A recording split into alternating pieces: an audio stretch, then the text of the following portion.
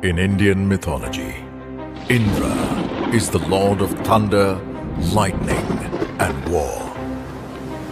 In the vast seas, his legendary weapon rises as a new warrior, INS Tamal.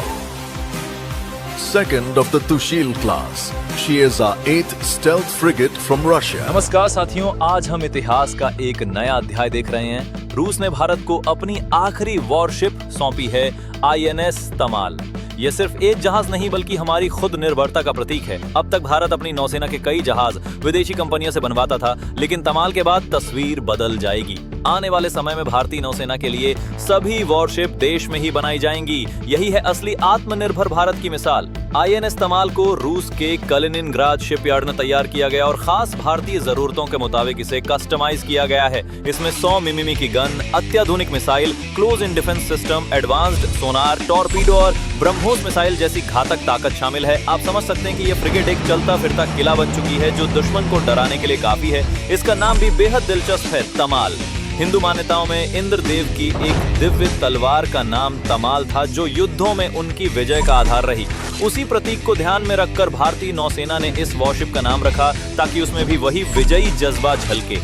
रूस और भारत के बीच इस जहाज का निर्माण, ट्रेनिंग और ट्रायल, ये सब कुछ एक गहरी रणनीतिक साझेदारी का उदाहरण है। भारतीय नौसेना के क्रू ने रूस में ही इसकी पूरी ट्रेनिंग ली और अब ये जहाज लंबा सफर तय करके जल्द भारत पहुंच जाएगा।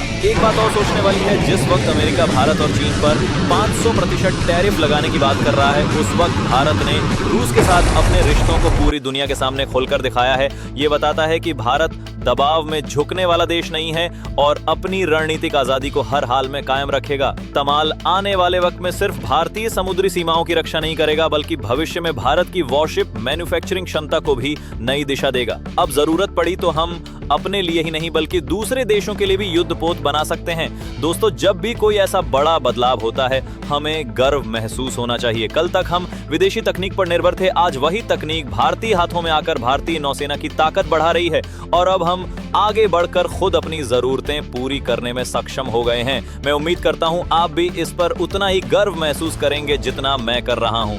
जैसे ही INS तमाल भारत में ऑपरेशनल होगा, भारतीय नौसेना को एक और घातक हथियार मिल जाएगा और शायद आने वाले वक्त में भारत कई देशों की मदद भी कर सकेगा जिनके पास ऐसी आधुनिक टेक्नोलॉजी नहीं है। तो ये सिर्फ एक जहाज नहीं बल्कि आत्मनिर्भर भारत की लहर है। आगे भी ऐसी ही जरूरी जानकारियां आपके लिए लाता रहूंगा। अगर आप भी भारत की इस शक्ति और आत्मनिर्भरता को सपोर्ट करते हैं तो वीडियो को शेयर करें, चैनल को सब्सक्राइब करें और कमेंट में जय हिंद जरूर लिखें। मिलते हैं अगले वीडियो में, तब तक के लिए जय हिंद।